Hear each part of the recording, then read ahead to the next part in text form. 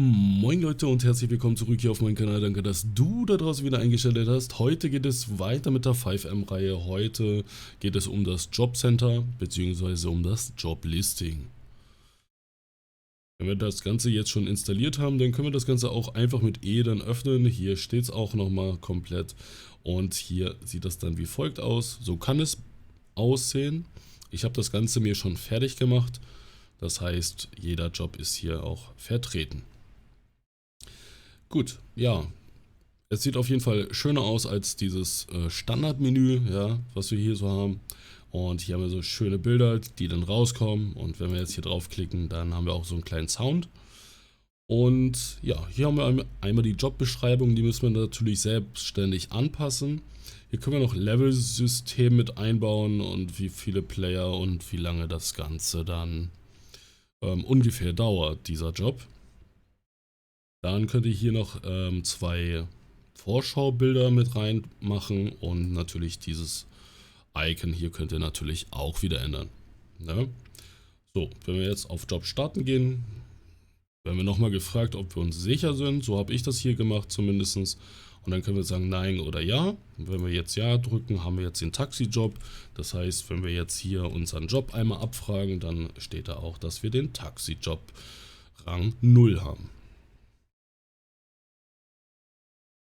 So, wenn wir jetzt sagen hier Schäfer, dann können wir das Ganze auch noch wiederum starten. Und wenn wir jetzt einfach mal auf die Karte gehen, dann kurz rauslaufen. So, dann gehen wir auf die Map und dann sehen wir auch hier schon die normalen Jobblips. Ja. So. Ich habe das Ganze bei den Whitelist-Jobs so gemacht, dass man hier draufklicken kann, ja. Und hier ist natürlich auch die Beschreibung und so schöne Vorschaubilder. Wenn wir jetzt hier drauf klicken, habe ich das Ganze so gelöst, dass für uns, dass denn hier steht, Bewerbung ist erforderlich. Ne? So, dass man sich zum Polizeirevier begeben muss. Und wenn wir sagen, wir wollen trotzdem den Job haben, dann können wir jetzt auch sehen, wenn wir das nochmal abfragen hier, den Job, dass wir dann wieder arbeitslos sind. Ja. Somit hat der Spieler auf jeden Fall diese Information, dass er auf jeden Fall dann zum Polizeirevier oder zum Medica Q gehen muss oder sonst wohin. Gut, um jetzt diesen anderen Punkt noch zu deaktivieren, müssen wir einmal in unseren Server hinein und gehen in den Resource-Ordner. Ja. Und gehen einfach mal auf ESX, ja, Add-on und müssen nach Joblisting suchen. Joblisting haben wir hier. Das Ganze müssen wir rauslöschen, beziehungsweise könnt ihr das Ganze auch mit einer Raute-Taste vor dem Namen in der Server-CFG stoppen. Das zeige ich euch jetzt nochmal, dass das auch wirklich funktioniert. Und wenn wir jetzt zum Beispiel sagen hier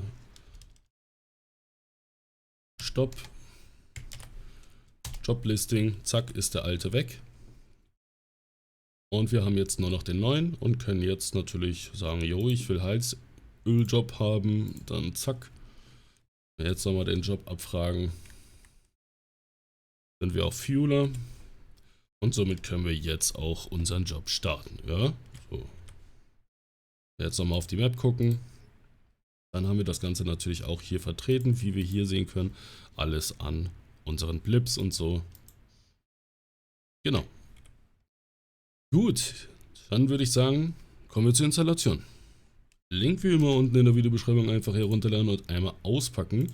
Und hier kopieren wir uns den Ordnernamen einmal raus und gehen dann anschließend in FileZilla rein und gehen in den Resource-Ordner und ziehen einfach diesen Ordner in den Resource-Ordner. Danach müssen wir natürlich den Namen kopieren und gehen zurück in die Server-CFG oder in die Extra-CFG. Und hier müssen wir das Ganze wiederum starten, einfach mit Insert, Leerzeichen und dann den kopierten Ordnernamen da eintragen. Wir müssen natürlich noch speichern und den Server neu starten. Und somit haben wir dies auch installiert. Gut, dann würde ich sagen, gucken wir uns auch mal die Config an. Und zuerst gehen wir in den HTML-Ordner und in Image. Da kommen die ganzen Bilder und Icons und so alles rein. Ja, sehr, sehr wichtig. Ansonsten werden die Bilder halt in-game nicht geladen. So, dann würde ich sagen, gehen wir zurück und gehen in die Config, denn hier können wir sehr, sehr viel einstellen. Wir fangen einfach oben an. Das Ganze ist für ESX und für QB-Core. Das können wir hier halt immer an- und ausschalten, je nachdem, was ihr für ein Framework habt. Gut, hier können wir die Koordinaten können wir halt dann umändern, wo man dann hingehen muss und E drücken muss. Hier können wir die ganzen Blip-Sachen umändern, Farbe, Größe, etc. Ne? So. Dann haben wir hier den wichtigen Teil, und zwar so ist das Ganze aufgebaut, dass wir hier einmal den Titel haben und hier haben wir einmal das Logo vom Taxijob.